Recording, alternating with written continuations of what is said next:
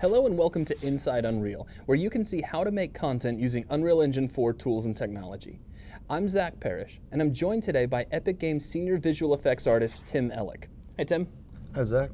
Now you worked on several of the environmental and weapon effects in Epic's Infiltrator tech demo, is that correct? Yes. Now can you talk to us about some of the effects that you worked on?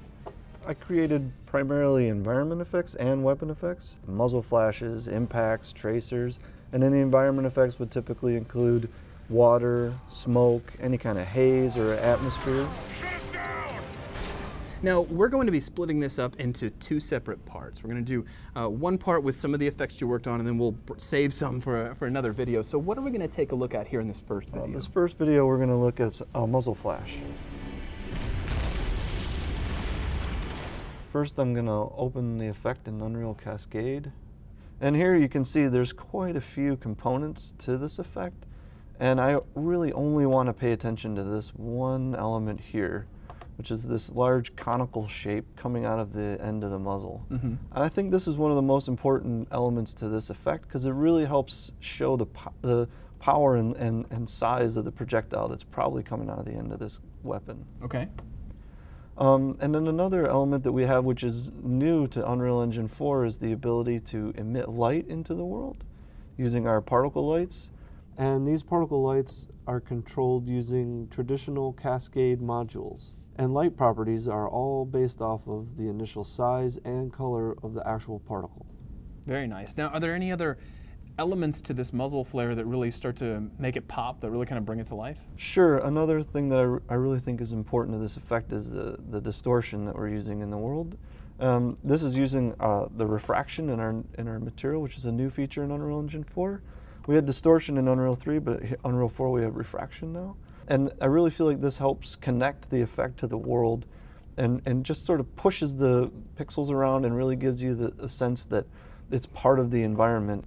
And so here, if I just re-enable all the different elements, you can see the muzzle flash has some venting coming out of the sides, and there's several different components that really help show you that this is also an automatic weapon. Yeah, that just looks like it should be loud and powerful and should be able to stop a raging elephant. Now, I also noticed that we've got some shell casings flying out of the side of the gun. Yes, the shell casings are, again, they're being emitted through the effect, which is great because now I can control those all in one location. So you're saying that the muzzle flash and the shell casing coming out are all part of the exact same effect? Yes, the shell casings are in local space, so they inherit the transforms of the weapon, and then I just offset their position so that they eject from the right location on the side of the gun. And if I fly up over here, you can see our giant robot here.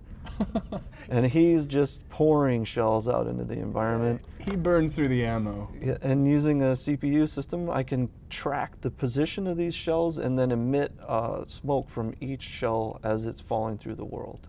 I see this guy's also got tracer fire as well. Yes. Now, is that part of his muzzle flash effect, or is that separate? The tracer is bundled with the muzzle flash. It helps us show the direction without having to add another component and then track two items in Matinee. I can just fire off one effect.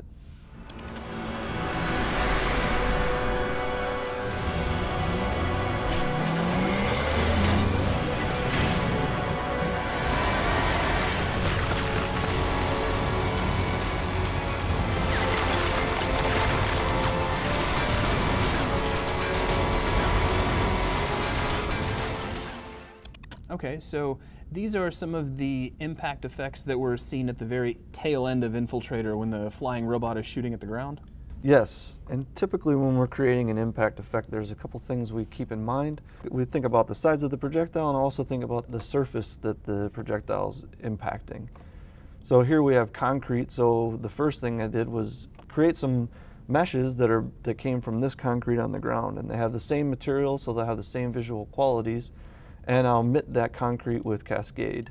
And because the concrete has a lit material on it, it's accepting the lighting from the world as well as the lighting coming from the particle system. So I notice you're also kicking up a lot of, I guess it would be more dust than it is smoke as the concrete gets pulverized. Now, is that actually being lit in the world?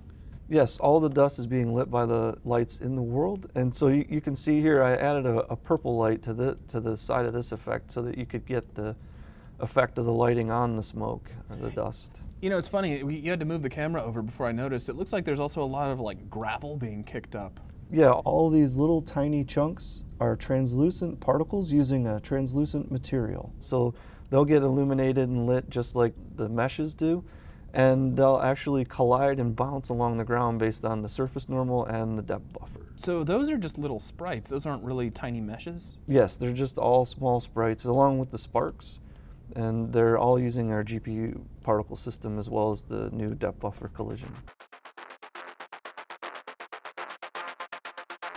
In the Vista shots of Infiltrator, you'll notice there's a lot of traffic and robots moving around.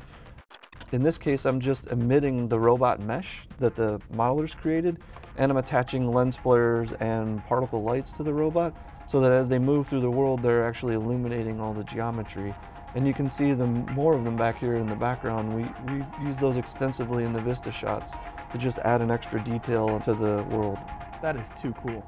Well, thank you very much for your time, and thank you all for joining us, and we will see you all on the next Inside Unreal.